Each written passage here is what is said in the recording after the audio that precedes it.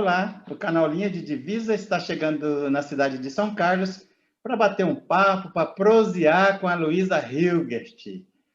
Luísa, por gentileza, se apresenta para o pessoal que está nos assistindo, fala qual foi a sua graduação, aonde foi, teu mestrado, o objeto de pesquisa, doutorado e seu pós-doc. Só para a gente começar, para o pessoal conhecer a Luísa. Por gentileza, Luísa. Boa tarde, Deodato. Boa tarde a quem nos assiste, a quem nos ouve. Eu quero te parabenizar pela iniciativa do canal e te agradecer por me convidar para vir aqui conversar contigo hoje. A minha formação é na área da filosofia. Eu fiz graduação e mestrado na Universidade Estadual do Oeste do Paraná, na UniOeste. Fiz doutorado na Universidade Estadual de Campinas, na Unicamp, com estágio na Universidade Paris 8, em Saint-Denis, na França. Atualmente faço pós-doutorado na Universidade Federal de São Carlos, na UFSCar. Ok, e no teu mestrado, fala mais um pouquinho sobre o teu mestrado, o teu objeto de pesquisa. Foi o Sartre, né? Isso, eu comecei na graduação estudando e me interessando um pouco mais sobre a filosofia de Martin Heidegger, que é um filósofo da fenomenologia alemã, da filosofia continental, e logo depois conheci as críticas sofridas pelo Heidegger, feitas por Jean-Paul Sartre, e desde então tenho dedicado a maior parte das minhas pesquisas acadêmicas à filosofia de Sartre. No mestrado, eu estudei, sobretudo, o tema da ética, que é um caminho bastante comum para quem inicia os estudos na filosofia de Sartre. O meu mestrado se intitula Liberdade, Autenticidade e Responsabilidade, pressupostos de... Liberdade, Autenticidade e Responsabilidade, pressupostos de ontologia moral em Sartre. Tem mais de 10 anos, então, às vezes, eu esqueço um pouco, né, os títulos dos trabalhos. No mestrado, então, a intenção foi compreender como é que a trajetória desse tema fundamental, que é o tema da liberdade, acontece na filosofia de Sartre, e nesse percurso eu cunhei a expressão ontologia moral para me referir ao conjunto das obras de Sartre. Okay. Defendi em 2010, acredito, 2011, e no ano seguinte já iniciei o doutorado como tratando de questões que emergiram do mestrado. Né? Ok. Luiz, e qual a relação entre a moral de valor e a liberdade em Sartre? Essa é a pergunta, acho que fundamental do meu mestrado, né? Sobre a liberdade ser ao mesmo tempo, um fundamento da moral, mas não poder se estabelecer uma moral normativa na filosofia de Sartre, então tem uma ambiguidade inerente à filosofia de Sartre que se coloca como um desafio bastante importante para o Sartre e para os pesquisadores da filosofia de Sartre. Né? Então, a ambiguidade, que é característica da filosofia de Sartre, se coloca nessa forma de desafio, ou seja, de resolver esse problema que é, ao mesmo tempo, um conflito entre o particular e o universal, entre aquilo que vale para mim, se deve valer também para todos, né? E o desafio era tanto para o Sartre, quando vai pensar a sua moral, quanto para quem pesquisa a obra moral do Sartre, porque Sartre nunca escreve uma obra de ética, não conclui, aliás, ele escreve várias, mas não conclui e publica ainda em viva uma obra sistemática sobre ética, sobre moral, apesar do tema da moral, do tema da ética, ter sido a grande questão da filosofia de Sartre, né? Então, o desafio era pensar essa liberdade, pensar uma filosofia moral, sem cair num relativismo absoluto, e também sem cair num dogmatismo, porque para o Sartre a ética não se resume, não pode se limitar ao âmbito normativo, nem o âmbito regulador. Por mais que haja uma série de concepções morais tradicionais, de normas morais, há uma série de normas morais por aí, né? Aristotélica, kantiana, religiosa, cristã, enfim, né? E por mais então que haja esse sem número de códigos e normas morais que apresentam definições acerca do bem, do mal, da felicidade, de como agir, e pareçam ocasionalmente oferecer algum tipo de alento, justamente porque explicam de alguma maneira o que é o bem, o que é o mal, como nós devemos agir, como alcançar a felicidade, né? Para o Sartre é um pouco diferente. A filosofia do Sartre é um pouco diferente, né? Ainda que vários tipos de ética, várias normas morais, vários conjuntos de valores levantem a bandeira da liberdade, a filosofia da liberdade mesmo, a filosofia sartriana da liberdade é um pouco mais radical, justamente porque desacredita da possibilidade da existência desses modelos, arquétipos, acordos morais, deuses ou valores externos regindo o comportamento humano. Então, para a filosofia sartriana, quando se pensa nessa relação entre valor e liberdade, é impossível ou não é adequado estabelecer, estipular normas e valores pré-existentes, metafísicos, né? Não que ao fazer isso, o Sartre também esteja negando a possibilidade da dimensão moral da existência humana ou a possibilidade da existência humana, né? Mas muito pelo contrário que acontece. Compreender profundamente o aspecto e a dimensão ética da existência humana e da realidade humana a partir dos seus fundamentos mais originários, mais radicais e autênticos, ainda que essas palavras possam estar se referindo ou pareçam estar se referindo às mesmas coisas, então fazer isso, né, é justamente afirmar a necessidade da invenção de valores, da criação de valores por parte dos homens e das mulheres. É consenso, acredito, que na filosofia do Sartre não se pensa uma ética sem liberdade, né? É claro. Sobretudo se entendermos liberdade num sentido ontológico, o que significa não pensar a liberdade como um atributo, uma capacidade, uma habilidade, e também não como uma ideia corrente do senso comum que entende a liberdade como fazer o que dá vontade, fazer aquilo que dá na telha, né? A liberdade na filosofia de Sartre se manifesta por meio das nossas ações, por meio das nossas escolhas, por meio da eleição dos valores, por meio das nossas decisões.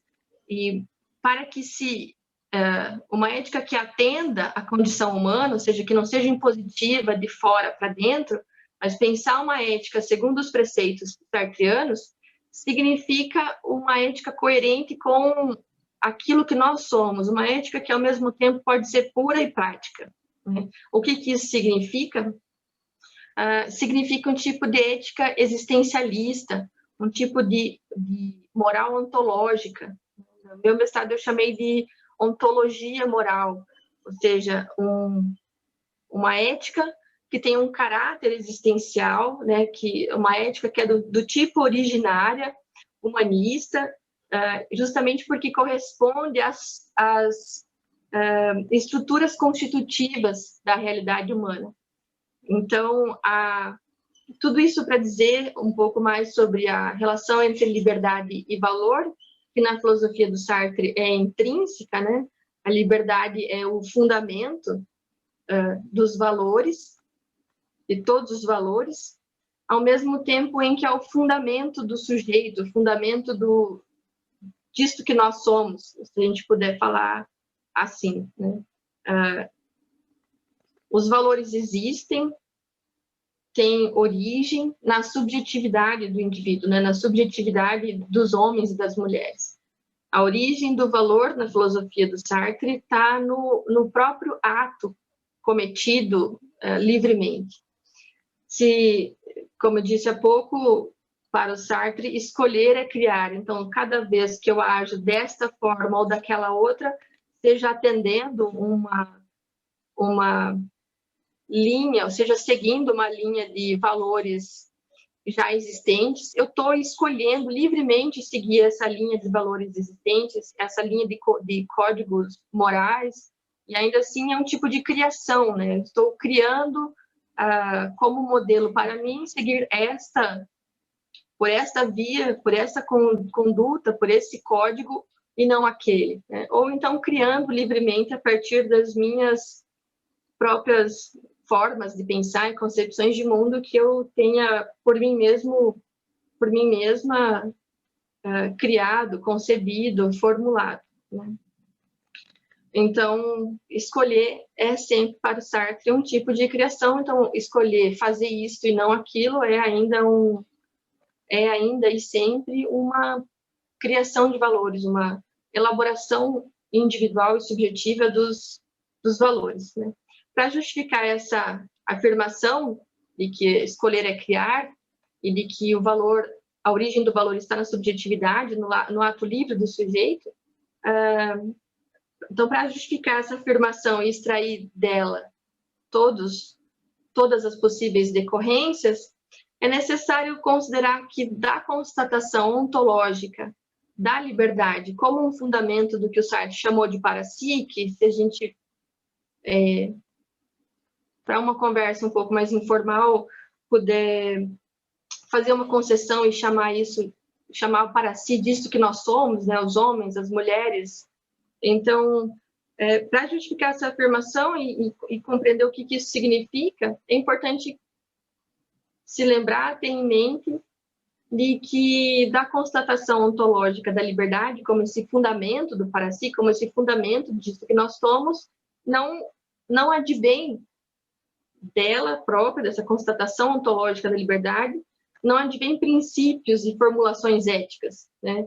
Em outras palavras, não é a ontologia, ou seja, dizer que nós somos liberdade, não é suficiente para estabelecer uma moral por si só, apenas, né? Dessa constatação de que a liberdade é o nosso fundamento, não teria como advir daí uma tábua de valores ou os códigos morais para pensar uma ética existencialista. Entretanto, não se pode formular uma moral, não se pode formular uma ética existencialista que seja impositiva, que dite ordens, né? Mas se nós quisermos formular uma ética coerente com aquilo que é o humano, coerente com a liberdade, é necessário uma vinculação, né? É preciso estabelecer um tipo de concepção do sujeito coerente com a condição humana e para daí, então, tentar compreender que tipo de ética pode advir desses pressupostos ontológicos acerca do para si, do ente humano, da realidade humana, do homem, da mulher, né? A ética, na verdade, é a grande questão de toda a produção intelectual do Sartre. E mesmo que para Sartre nunca tenha sido possível concluir uma obra sistemática sobre o tema da moral, o tema da ética, a preocupação com os fundamentos e as consequências do agir humano foi sempre a principal na lista de interesses, preocupações e questões de Sartre, tanto nas obras de ficção, nas obras de literatura, quanto nas obras teóricas, e também tanto do Sartre mais jovem, né, que começa a escrever, a gente tem acesso aos textos do Sartre bastante jovem, adolescente, 17, 18 anos, e mesmo por o Sartre mais maduro, né, as últimas obras dos anos 70, 70 e pouco, perto dos anos 80, que é quando Sartre falece, ainda a preocupação fundamental e principal é sempre o tema da ética, né? Temas que envolvem a ética. Os assuntos morais fazem parte, só para dar um exemplo, do campo de reflexões de Antoine Roquentin, que é o personagem principal do romance A Náusea, que é provavelmente um dos romances mais conhecidos, ou o romance mais conhecido do Sartre, né, de 1938, e também o tema da autenticidade, a formação dos valores, a relação entre o valor e a liberdade, é tema do maciço estudo sobre o escritor Flaubert, intitulado O Idiota da Família, que é de 1971. E se a gente se lembrar, a última obra, a última atividade intelectual na qual Sartre esteve engajado foi um conjunto de entrevistas a Pierre Victor, o secretário de Sartre, e o tema é a ética, né? Ainda que seja uma obra de caráter duvidoso, porque possivelmente o Sartre está fragilizado, porque está muito doente, é dependente das pessoas à sua volta, então algumas das suas afirmações, algumas das frases que são publicadas nesse livro são provavelmente manipuladas por esse Pierre Victor, né? Mas, enfim, é interessante perceber como o tema da moral, o tema, as questões éticas, a relação entre liberdade e valor, a concepção do que é liberdade, de como e esse ente que nós somos se experimenta, como vivencia a sua liberdade em situação, né, no mundo, é tema sempre recorrente do Sartre, até quando Sartre está muito próximo de falecer, né? E o que permanece durante esse tempo todo é a ideia de que as raízes da ética continuam na ontologia. Então, Sartre nunca abandona a fenomenologia, nunca abandona a ontologia, nunca abandona a importância da reflexão acerca do agir humano e como método a ontologia fenomenológica, né, que é o método pelo qual Sartre ficou conhecido no Ser e o Nada, com a publicação de O Ser e o Nada, e não é descartada nem mesmo quando Sartre se volta às questões históricas, né, mais históricas, como, por exemplo, na obra Crítica da Razão Dialética. Luísa, deixa eu fazer só um parênteses. O Sartre, ele dialogou com o Kant ao longo da vida dele, ele foi rever os conceitos de valor e ética do Kant? Você chegou a se debruçar sobre isso? Há intérpretes, comentadores que defendem que uma das primeiras fases da concepção ética de Sartre é bastante vinculada à filosofia moral do Kant. O Kant está inserido, de alguma maneira, nesse problema da relação entre o absoluto e o particular, né? O imperativo categórico é um absoluto, mas ele se aplica particularmente, né? Assim como a mediania do Aristóteles também está inserida nessa questão da tentativa de resolver essa disputa entre o relativo e o absoluto. A mediania é um absoluto que se aplica singularmente a cada indivíduo, particularmente em cada situação.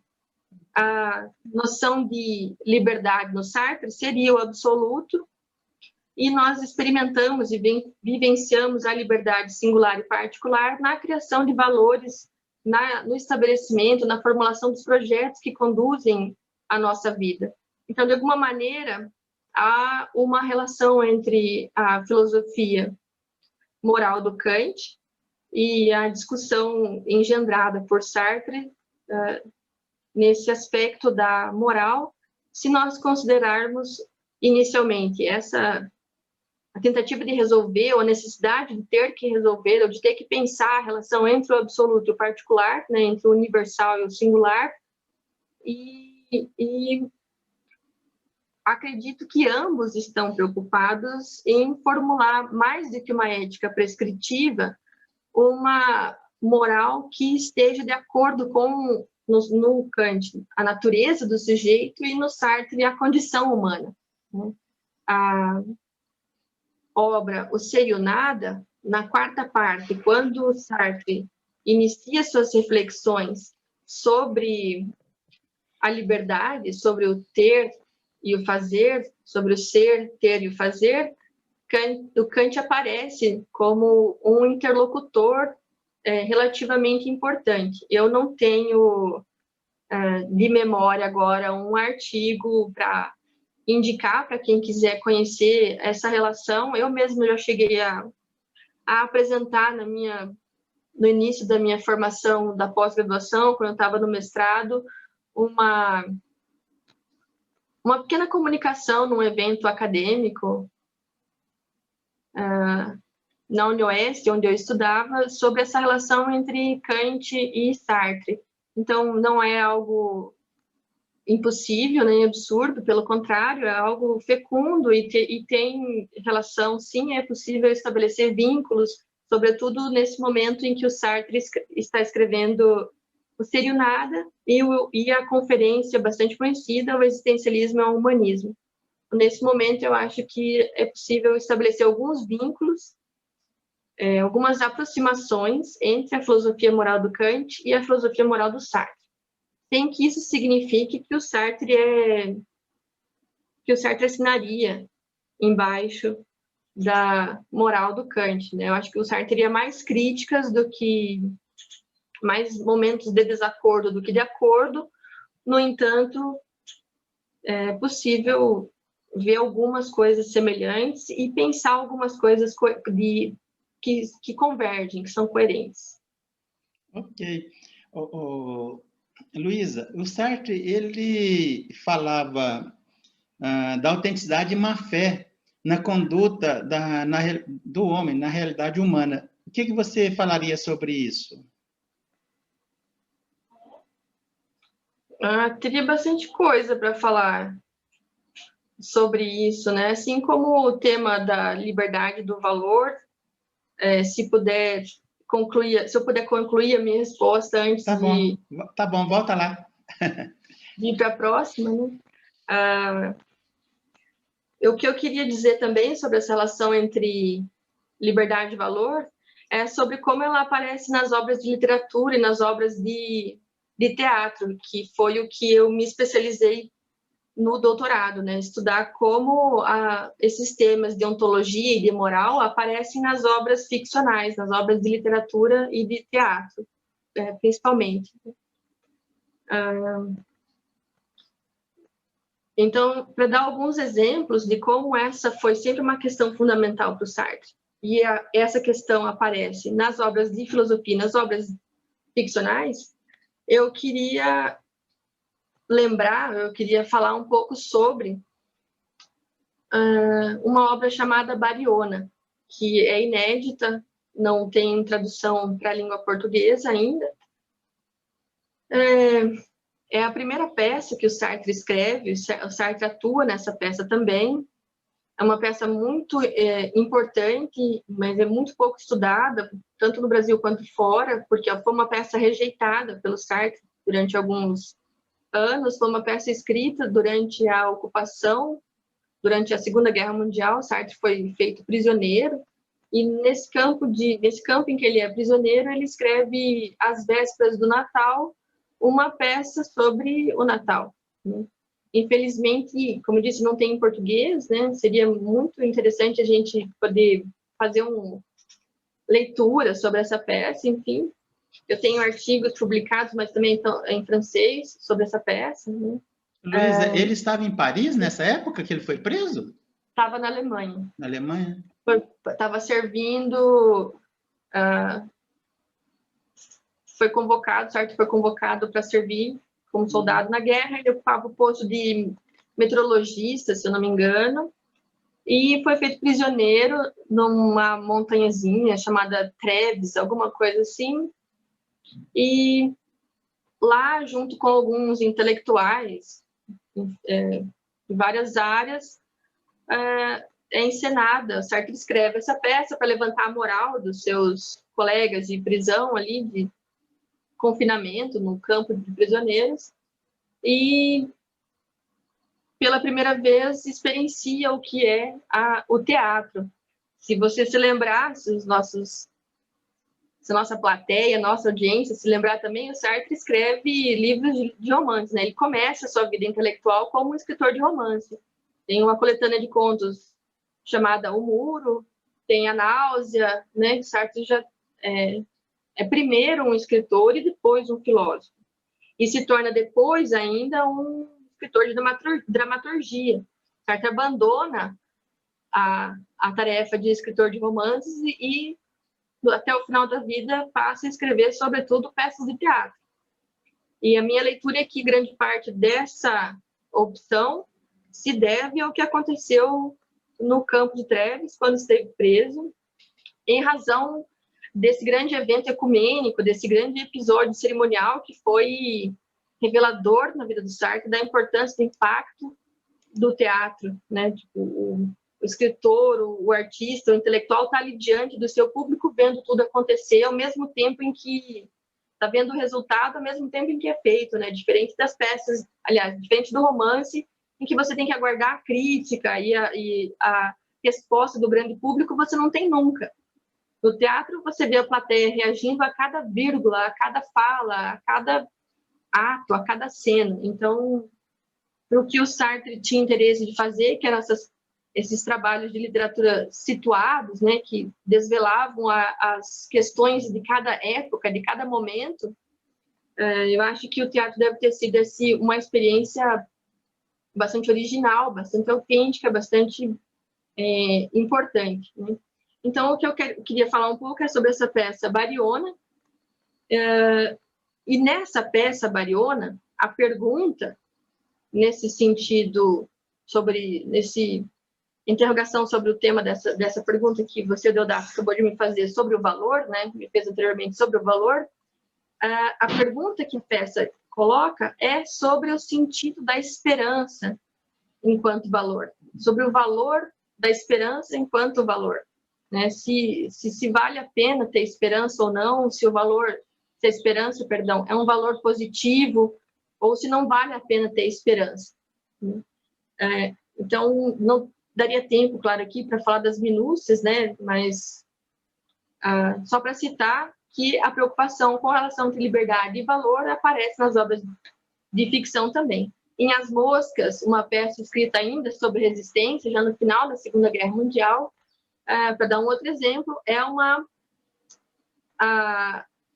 peça cujo tema do valor gira em torno da revolta, a liberdade como revolta contra o poder instituído, contra os deuses, e os reis é o grande ato de liberdade que confere valor à existência humana.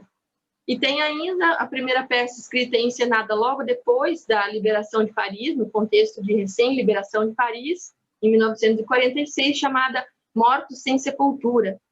Uma peça muito bonita, muito forte, muito impactante, que eu lembro de ter assistido essa peça em Paris, e tinha os cartazes avisando a plateia que é uma peça com cenas muito fortes, então não recomendada para pessoas mais sensíveis, né?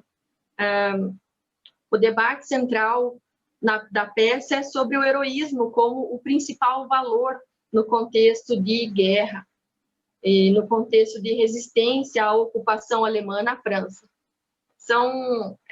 Essa peça, Mortos Sem Sepultura, são personagens que já percorreram aquele caminho, o caminho da liberdade, né? Já descobriram que são livres, já descobriram a importância das suas ações, a importância do engajamento coletivo e individual, né? São heróis da resistência que estão presos e que serão torturados pelos milicianos. A peça exibe a violência da tortura, tem cenas muito fortes. Um dos personagens tem as suas unhas arrancadas durante uma sessão de tortura. Ele escapa dessa sessão, né, da cadeira na qual ele está sendo torturado e se suicida atirando-se pela janela. Nessa peça, Sartre discute o valor do heroísmo, ou o mito do heroísmo, né? Os horrores da guerra, a possibilidade em falar de valores como coragem, sacrifício, honradez, lealdade aos princípios e aos ideais de uma causa, nesse contexto de tortura, nesse contexto extremo de violência, de morte, Luísa, de dor. Na peça em Paris que você assistiu, teve essa cena arrancando as unhas, você deve ter ficado chocado, hein?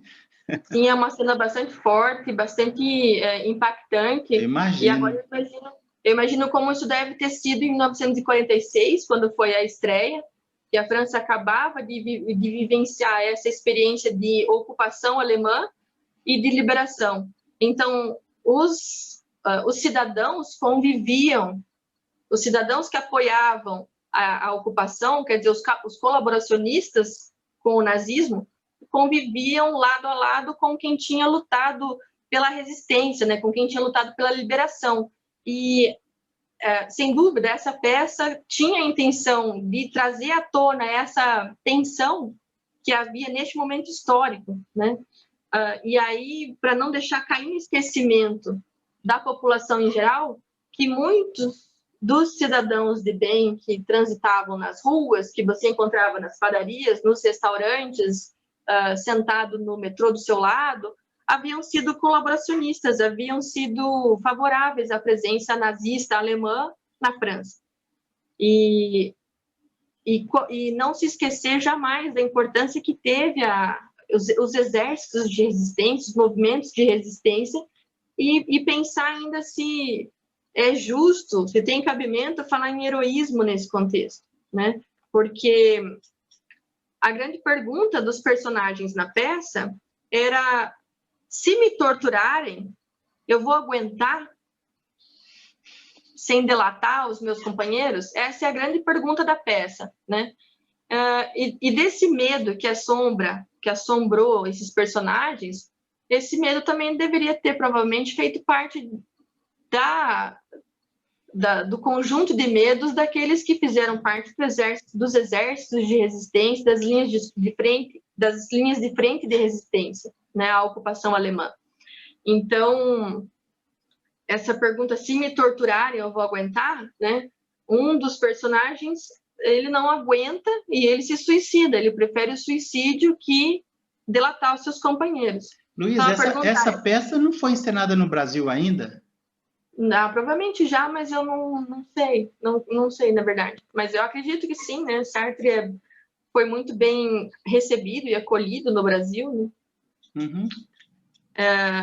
Então, e a gente poderia, o que o Sartre acho que tem interesse de desdobrar a pergunta é: se alguém se suicida para não delatar os seus colegas, é porque ele sabe que é um covarde, entre aspas, porque ele não tem a força suficiente para resistir à tortura e sair como um herói. Não, essa é tipo, o Sartre mostra como o heroísmo é um mito, né? Sobretudo nesse horizonte, nesse contexto de guerra, de violência, de morte, não é possível falar em heroísmo, não é possível estabelecer valores como coragem e honradez, porque ali você está numa situação limite em que a dor é insuportável a tal ponto que a morte parece um caminho mais agradável, né? E aí o Sartre desdobra na peça, né? É a leitura que eu faço, e que Sartre desdobra a pergunta da seguinte maneira: um ato de covardia é suficiente para transformar uma vida de bravura? Quer dizer, um ato de covardia apaga uma vida toda de heroísmo e de bravura? Ou o contrário, um ato de heroísmo é suficiente para transformar um covarde em mártir? Né? Então, o que determina alguém, o que estabelece o heroísmo como um valor, o que determina uma vida como a vida vivida por um herói ou por um covarde, né? Acho que as reflexões que Sartre realiza por meio da escrita ficcional, do teatro e da literatura, acerca das reflexões que ele estabelece e que ele realiza nas obras de filosofia, nas obras mais teóricas também. Então, é interessante para quem quiser conhecer a filosofia do Sartre, o conjunto do pensamento do Sartre, conhecer também as obras de literatura de ficção, porque elas são, da mesma forma que as obras de filosofia, as obras de ficção são momentos de reflexão acerca das questões filosóficas importantes. Bom, então, sobre a segunda pergunta, sobre a autenticidade e a má-fé, como que operam a autenticidade e a má-fé, temos que lembrar do que foi dito há pouco, né, que a liberdade e a ação são conceitos importantes para o Sartre, Então, os caminhos pelos quais passam as nossas condutas, pelos quais passam as condutas da realidade humana, podem ser segundo os critérios da autenticidade ou da inautenticidade, que também é chamado de má-fé. Isso significa que, ontologicamente, é da constituição do para-si, é constituinte, é da constituição humana, é da nossa estrutura ontológica, que as nossas atitudes possam ser de dois tipos, ou coerentes com a nossa condição, ou que neguem a nossa condição. E aquelas que são coerentes com a condição humana, que é a da liberdade, da responsabilidade, do engajamento, são chamadas de atitudes autênticas. Aquelas que negam, as atitudes que negam a liberdade, a responsabilidade, o engajamento da condição humana, são chamadas de condutas inautênticas ou condutas de má-fé.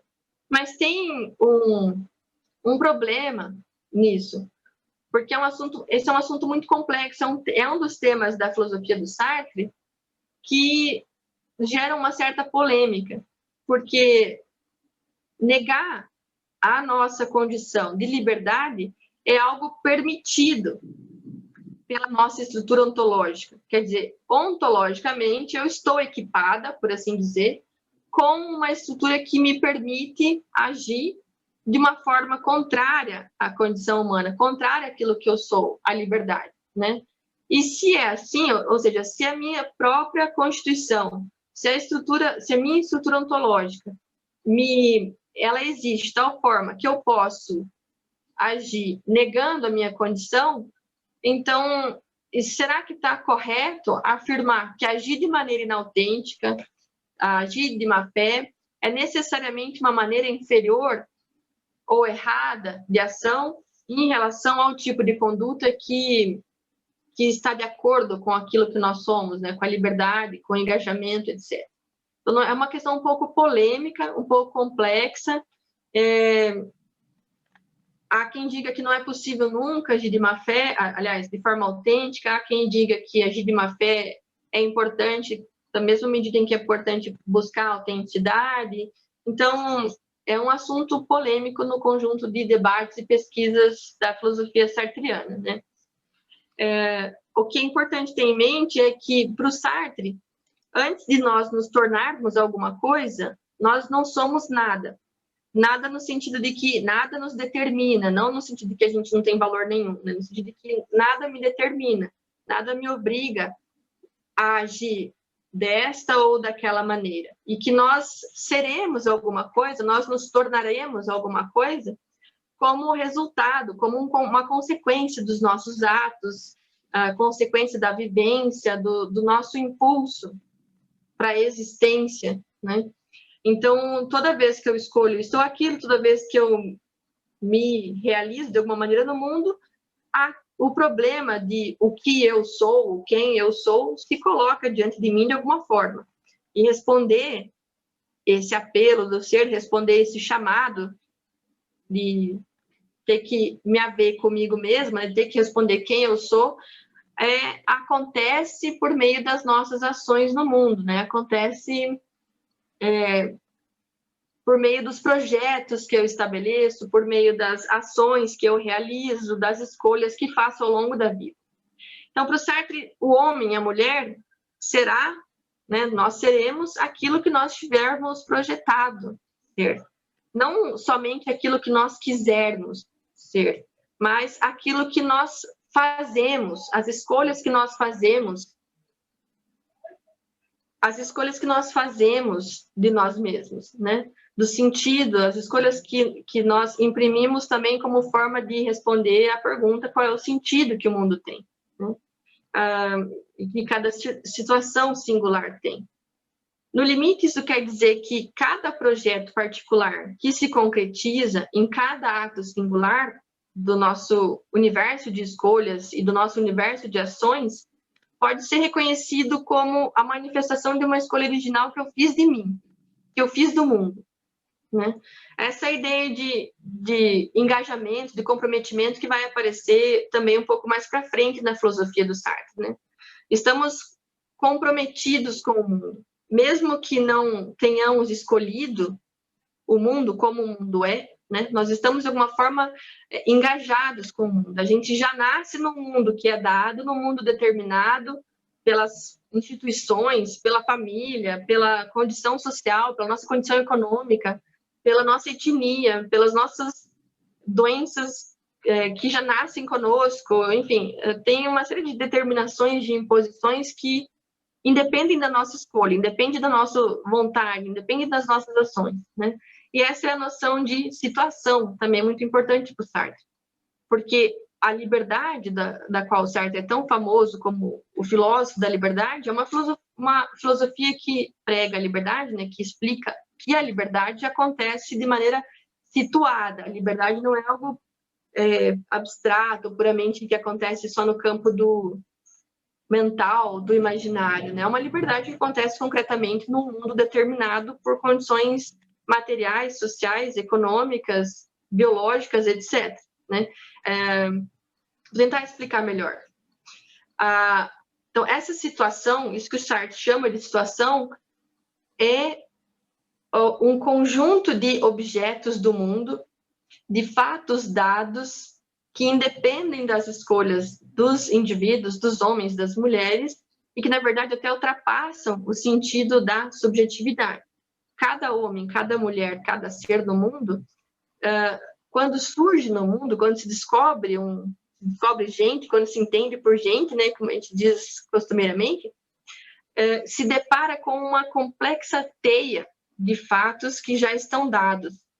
Só que é essa complexa teia de fatos já dados que oportuniza que a liberdade se exerça concretamente. É a partir desse mundo que se oferece como resistência e que também se oferece como possibilidades que eu vou escolher aquilo que eu vou fazer, a maneira como eu vou agir, etc., né? Então, o mundo é uma constante solicitação da nossa ação. O mundo é uma constante solicitação de compromisso, de engajamento.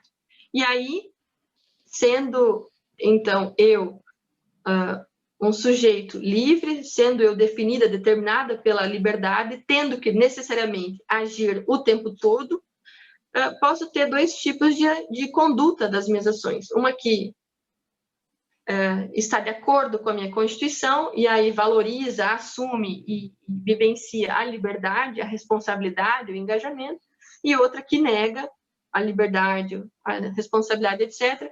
Uma é chamada de autenticidade, outra é chamada de má-fé. A diferença é que, assumindo a liberdade ou não, eu não deixo de ser livre. Assumindo ou não a minha responsabilidade, eu não deixo de ser responsável pelo que acontece comigo e com os outros, né? Então, a grande diferença é a tomada e o nível de consciência das nossas ações. Aquele que procura negar a sua liberdade e a sua responsabilidade vive num projeto inautêntico, num projeto de má-fé, porque atribui a outros elementos, atribui a outros a outras pessoas, a outras condições, a outro conjunto de propriedades, a causa, a responsabilidade, a origem dos atos que são sempre, né, originários no sujeito, né? Esse é, acho que, o principal aspecto negativo da má-fé, né? Assim como a questão acerca da relação entre liberdade e valor, a preocupação com a autenticidade e com a inautenticidade também aparece nas obras de literatura. Gostaria de sugerir ou de citar aqui como exemplo dessa preocupação a coletânea de contos intitulada O Muro. É uma obra curta, de fácil acesso, de fácil leitura, de agradável leitura. São 5 contos reunidos numa coletânea intitulada O Muro. 4 contos são bastante curtos, um é um pouquinho mais extenso, mas são 5 histórias que relatam essa recusa da liberdade, usando figuras como a solidão, o afastamento, o desespero, Sartre apresenta a renúncia da liberdade em 5 histórias bastante ricas, teoricamente e artisticamente. São 5 pequenas fugas em direção ao isolamento em espaços murados, né? 5 tentativas de fuga da liberdade que vão dar contra um muro, porque é impossível fugir da liberdade. Quanto mais a gente tenta fugir da liberdade, mais a gente encontra a liberdade, né? A economia interna desses 5 pontos opera com personagens que, de um lado, não querem encarar a própria existência tal como ela é, e, de outro lado, com personagens sob os quais os primeiros, ou seja, os protagonistas que tentam fugir da sua liberdade, vão sustentar suas fugas. A relação do indivíduo com o outro aparece como muito importante em todas as 5 peças, né? Às vezes o outro é essa figura que te obriga a ter que encarar de frente a sua existência, em outros momentos ou a relação com o outro é justamente aquilo que permite a fuga da sua existência, né? Então são contos sobre a fuga, sobre a má-fé, sobre um modo de vida inautêntico. E o interessante é que essas 5 histórias de fuga, 5 histórias de má-fé, 5 histórias de alienação, acontece de modo muito diferente. O primeiro deles, que o conto se chama O Muro, é o anônimo ao título da coletânea, né? Narra a história de um rapaz chamado Pablo Ibieta, que luta na resistência espanhola durante a Guerra Civil Espanhola, e o projeto de má-fé do Pablo Ibieta está justamente naquilo que o leva a se engajar no movimento de resistência. Então, se em princípio, ter um engajamento político de resistência poderia ser visto como um projeto de autenticidade, o Sartre mostra que se a intenção não é bem consciente, se os motivos para alistar-se ou para engajar-se na resistência não estão bem claros para o indivíduo, pode ser também um tipo de projeto de má-fé. Então, eu recomendo muito a leitura porque é um conto cheio de ironia, de reviravoltas, né? Um outro conto chama O Quarto, e aí conta como o projeto de má-fé da personagem Eva é vivido justamente no casamento. Então, essa relação com o outro, com o marido, acaba sendo uma forma não de autenticidade, mas de má-fé.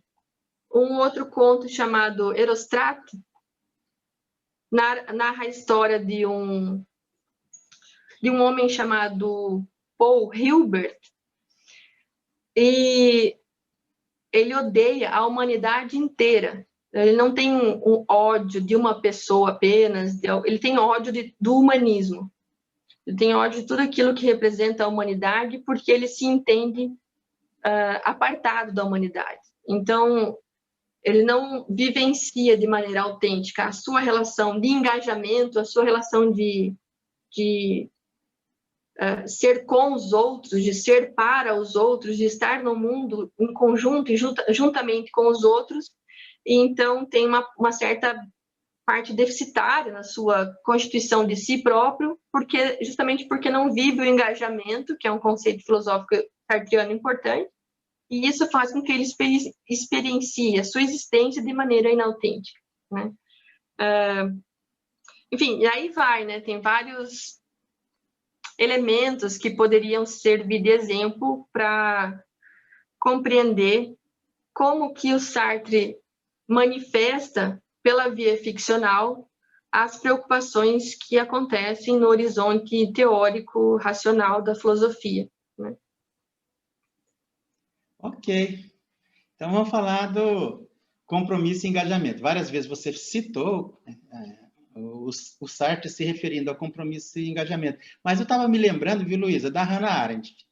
A Hannah Arendt, ela também foi presa, ela atravessou 2 guerras mundiais, nasceu no começo do século XX, morreu depois, na segunda metade, era judia e foi presa durante o Holocausto também, depois ela foi para os Estados Unidos, fugiu para os Estados Unidos. E ela entrou numa crise existencial. Ela falava que a filosofia que ela fazia de nada adiantava se ela ficasse na Torre de Marfim. Era isso que ela falava. E ela entrou em crise, não queria mais fazer filosofia, e a vida dela continuou. E ela produziu um pensamento que impactou aí a filosofia ocidental. Mas aí, o Sartre, ele quase que ao mesmo tempo ali da Hannah, ele falou de engajamento, compromisso e engajamento. Ele fazia apologia, a pergunta que eu faço para você, ele fazia apologia a uma filosofia de ação? A filosofia do Sartre pode ser lida como uma filosofia da ação, né? O engajamento, como esse conceito tão importante da filosofia do Sartre, assim como outros conceitos, ele é também ambíguo. Quer dizer, ambíguo não porque ele não está definido claramente, mas como ambivalente, né? É uma estrutura ontológica que mantém unida a liberdade humana com si própria no âmbito do projeto e da ação concreta do para si, da realidade humana, do homem, né, se a gente quiser facilitar a compreensão. E o engajamento possui características que ultrapassam esse âmbito estrutural e se afirmam como um tipo de valor moral também, como um tipo de escolha, um tipo de tomada de consciência. E, como consequência disso, uma forma de assunção eticamente engajada da realidade humana. Quer dizer, na conferência que o Sartre deu em 46, 47, chamada O Existencialismo e o Humanismo, uma conferência feita para rebater algumas críticas que o ser e o nada havia sofrido, que a moral sartreana havia sofrido, que o existencialismo como um todo havia sofrido, para se desvencilhar de alguns mal-entendidos também e para, de alguma maneira, aproximar a sua filosofia do grande público. O Sartre diz que o primeiro passo do existencialismo é colocar todo homem de posse daquilo que ele é e submetê-lo à responsabilidade total pela sua existência. Então, essa é uma coisa muito grande, né? Reflete uma concepção muito engajada de filosofia, uma concepção muito engajada de ser humano, né? Quer dizer, o primeiro passo do existencialismo tem, portanto, um objetivo muito claro e que é moral, colocar o homem de frente, colocar o ser humano de frente com a sua condição de responsável, de engajado com os outros, de responsável pela humanidade toda, justamente porque está engajado com a humanidade toda, né? Não só colocar de frente, mas colocar de frente de um modo que não tenha como fugir, que esteja preciso assumir. Nós estamos conectados, vinculados, todos no mundo e fazemos parte da mesma humanidade. Então, se a gente justapor esse primeiro objetivo que o Sartre fala, que é o objetivo primeiro do existencialismo, com uma ideia que tem no Ser e o Nada, que é a de formular uma ontologia que permite entrever uma ética da responsabilidade, uma ética que obrigaria, de alguma forma, os homens e as mulheres a assumirem-se em situação. Então, nesse combinado dessas duas ideias, a gente consegue perceber a importância que o conceito de responsabilidade e que o conceito de engajamento tem na filosofia do Sartre, né? Então, colocar o homem, colocar a mulher de posse da sua existência, de modo que assuma a sua responsabilidade diante de todos, diante da situação, é uma condição, é uma relação de ser que se estabelece aí. É porque eu sou com os outros, é porque eu sou para os outros que eu devo assumir a ligação fundamental, o compromisso que há entre as pessoas, né? Isso no âmbito do ser, quer dizer, no âmbito ontológico, mas fazer isso no âmbito ôntico, né? Não existe um ôntico no Sartre, não se separa isso, mas fazer isso também no âmbito da ação concreta, né? No âmbito da moralidade. Então, fazer os homens e as mulheres conhecerem o que eles são, o que nós somos, é ao mesmo tempo conduzir o homem, conduzir a mulher na sua condição, para que se assuma, se compreenda, né? E o existencialismo seria, então, uma filosofia para auxiliar nesse caminho. E com isso, parece que o Sartre acredita que se nós conhecermos a nossa condição, será mais fácil que nós evitemos fugir da nossa condição e, como consequência, que a gente esteja mais perto de assumir a nossa condição e viver de maneira autêntica, viver de maneira coerente com a nossa condição como tal, né? Então, o problema é que tomar consciência da relevância e do impacto que as nossas ações têm sobre a nossa vida e a vida dos outros desperta a disposição fundamental da angústia. Quer dizer, a angústia acontece diante desse engajamento, quando eu me percebo, quando eu me descubro totalmente livre, totalmente responsável e totalmente engajado, sem ter possibilidade de fuga ou negação de que o que acontece, acontece por mim, de que eu sou responsável tanto por aquilo que acontece para mim, comigo, quanto aquilo que acontece para a humanidade inteira. Então, quando isso acontece, o sujeito experimenta essa sensação, esse sentimento, ele se abre para essa disposição fundamental da angústia, né? Quando a gente descobre que a nossa liberdade é tamanha, não tem mais o que fazer, que depois de ter descoberto isso, você não tem como se ausentar da responsabilidade, a não ser por um esforço muito grande de má fé, né? E então a gente experimenta aquilo que o Sartre narrou na obra A Náusea, com a ideia de náusea, melancolia, né? Essa angústia. E Sartre chega a afirmar nessa conferência do existencialismo mesmo que o homem é angústia. Então, a gente é angústia, né? Sobre a liberdade, a responsabilidade, o engajamento, ainda que nós queiramos, que nós assumamos isso ou não, quando a gente toma consciência dessas ideias, dessas coisas, desses conceitos, não tem mais como escapar e a gente vai precisar ser acompanhado, a gente vai ser acompanhado para sempre da angústia, né? Nós, como disse antes, nós somos impelidos o tempo todo a agir, a fazer escolhas, e essas escolhas, por sua vez, carregam um peso muito grande, muito maior do que a gente imagina quando faz escolhas de maneira ordinária, comumente, como, sei lá, comprar determinado shampoo, comer carne, não se filiar ao sindicato, se casar, enfim, né? Porque, de alguma maneira, nós nos tornamos legisladores para nós e para toda a humanidade, porque quando escolho alguma coisa, essa escolha que eu fiz aparece para o resto da humanidade como um modelo a ser seguido, né?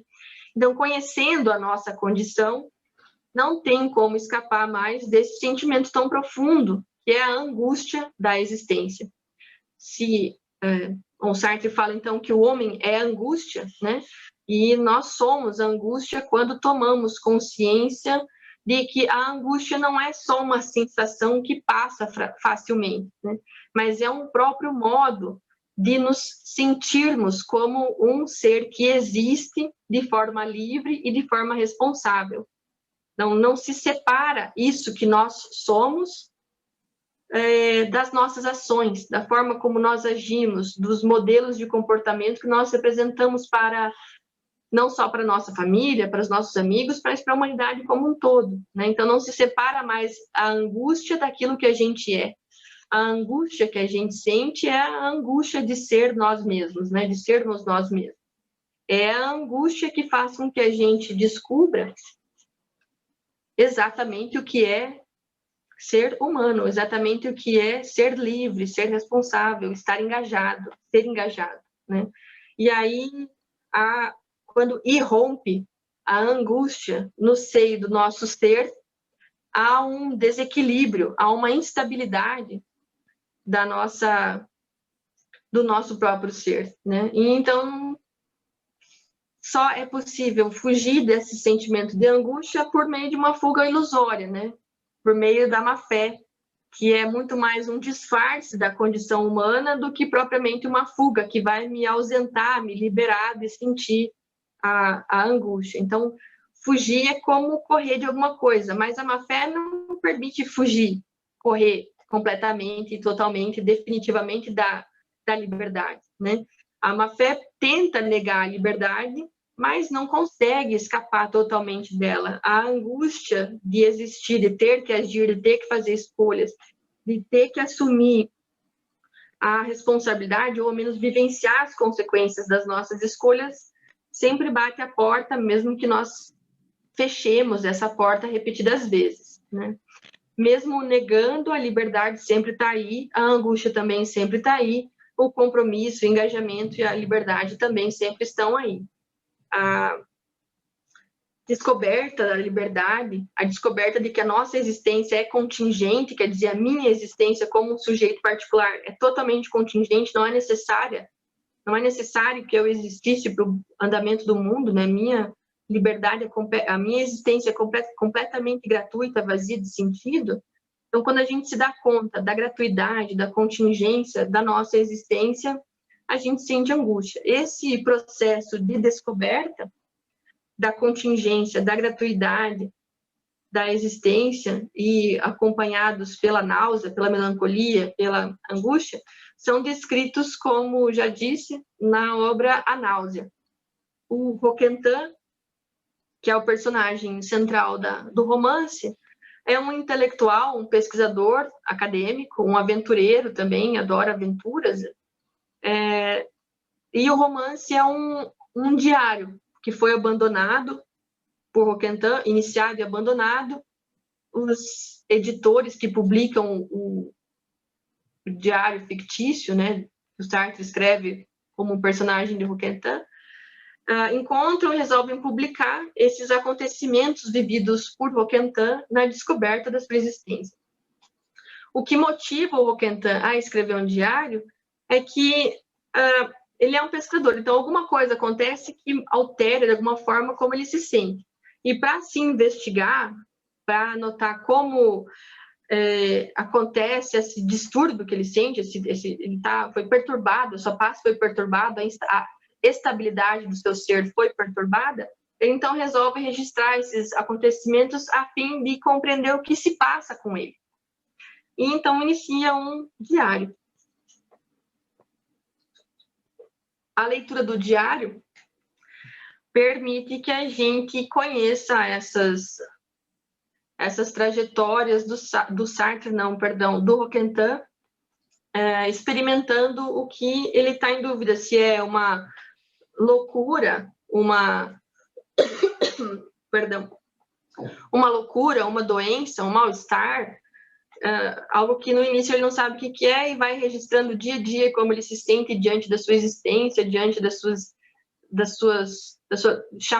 chamado que o mundo faz para que ele haja, para que ele escolha, e no fim a gente descobre que o que ele descobre é a liberdade, a gratuidade da sua existência, a contingência da sua existência, isso que ele sentia desde o início do livro, sem saber se era uma loucura, uma doença, alguma coisa assim, é essa melancolia, essa náusea, essa angústia que todos nós sentimos em alguns determinados momentos da nossa vida.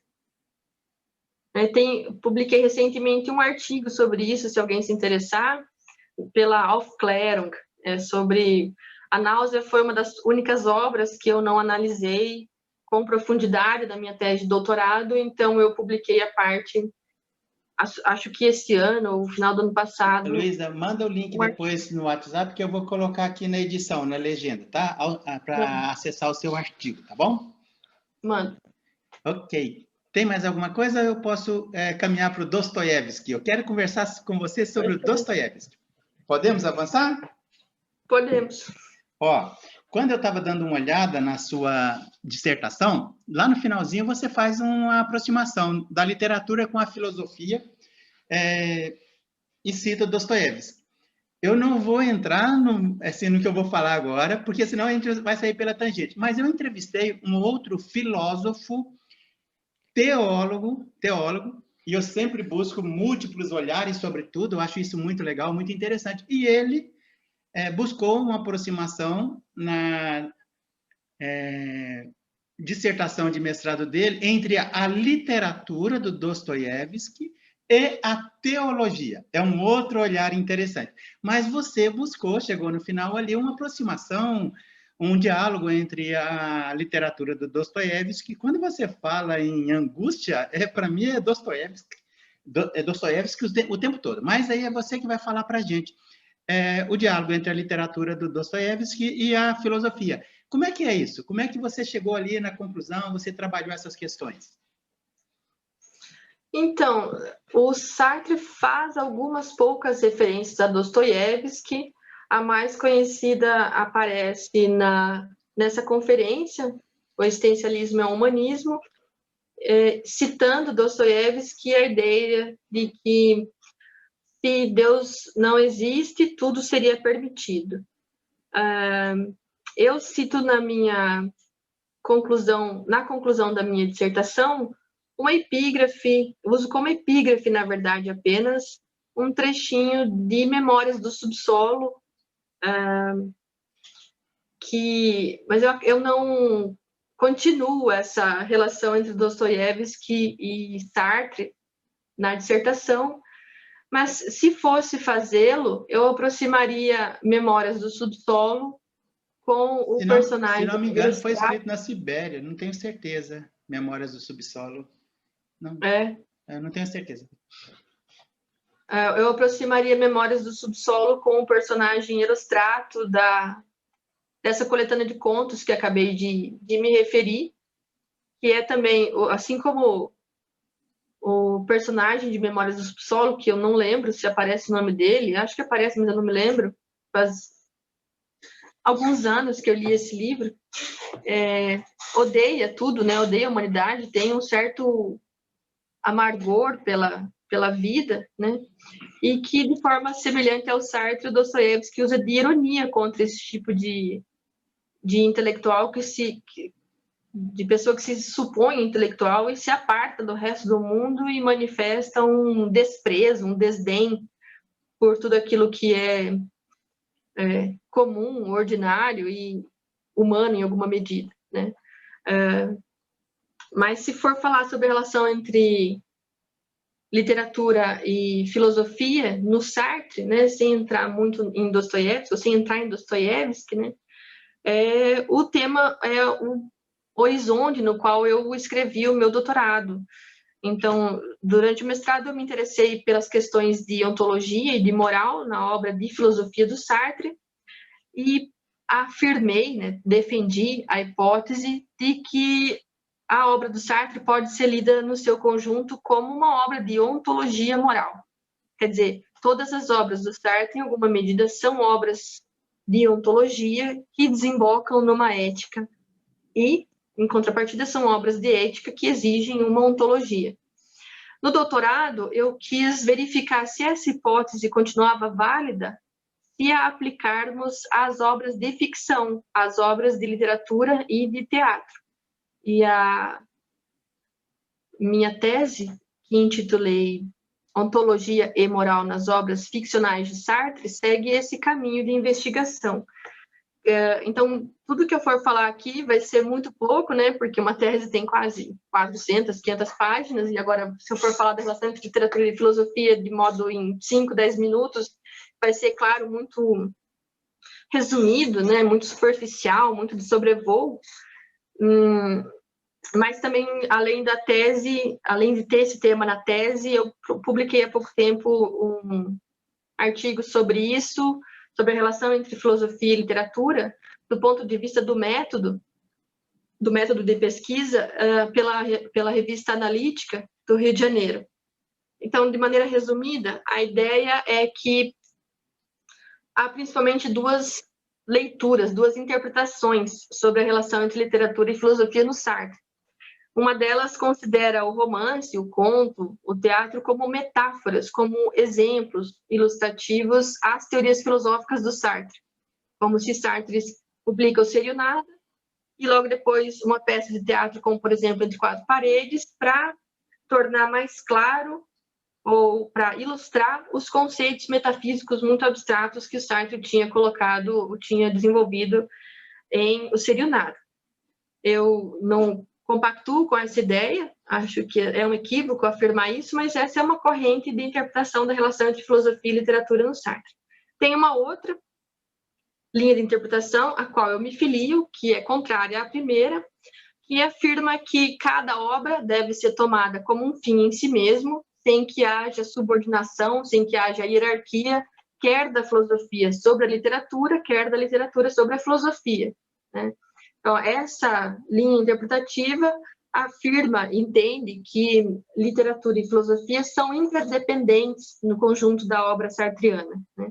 Que explorar apenas uma das expressividades que o Sartre adota, abandonando outras, representaria uma perda do ponto de vista do método, porque a literatura e o teatro são importantes veículos do pensamento sartreano também, que as obras, entende também que as obras ficcionais exprimem uma filosofia e o fazem de uma maneira muito original, desvelando uma visão total do mundo. A gente vê, como eu tentei demonstrar um pouco nas minhas falas anteriores, né, nas respostas às perguntas anteriores, e também nas minhas publicações, principalmente. Então, a gente vê que questões que ocupavam, teoricamente, Sartre na escrita das suas obras de filosofia, também o ocupavam e também se realizaram pela via da literatura e do teatro, né? Sartre criou cenários, enredos, personagens para viver concretamente a liberdade, a angústia, o engajamento, a responsabilidade, a má-fé, etc. De alguma maneira, a literatura responde e reflete as exigências da condição humana, da história, da situação, o que torna a literatura um objeto imprescindível de estudos, porque o caráter próprio do pensamento sartreano acontece de forma híbrida, né? Tem o contexto histórico, nos quais os resultados imediatos são possíveis de ser analisados objetivamente, mas se a gente desprender esse enraizamento, então o impacto da literatura e do teatro resiste e se esquiva de interpretações unívocas, né?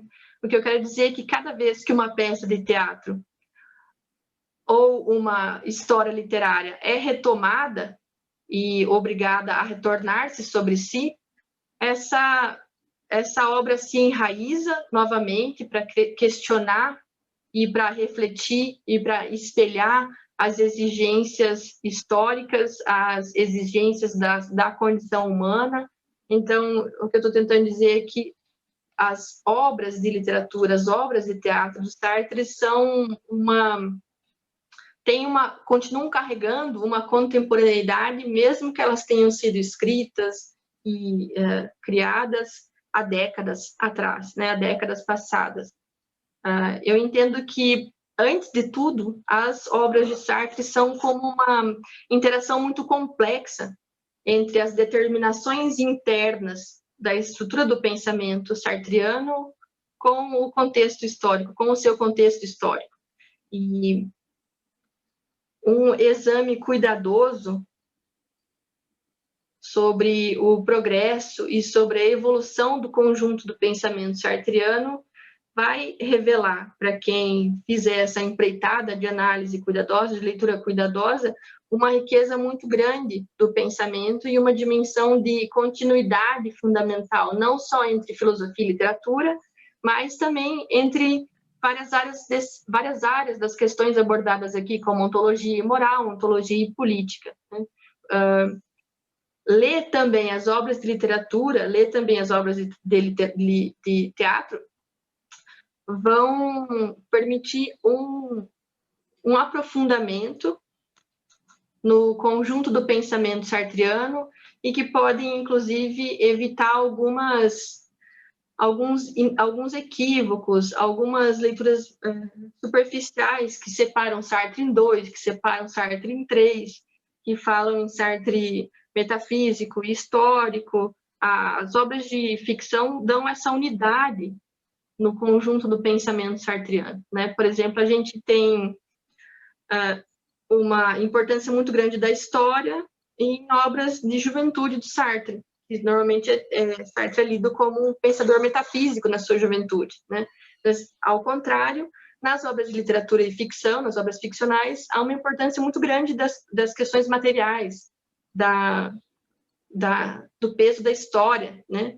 E o contrário também, quer dizer, no final da vida do Sartre, peças de teatro manifestam a preocupação do Sartre com a individualidade do sujeito, com a consciência individual, né? Momento este que é às vezes lido como uma proeminência ou quase que uma exclusividade de um pensamento mais materialista, né?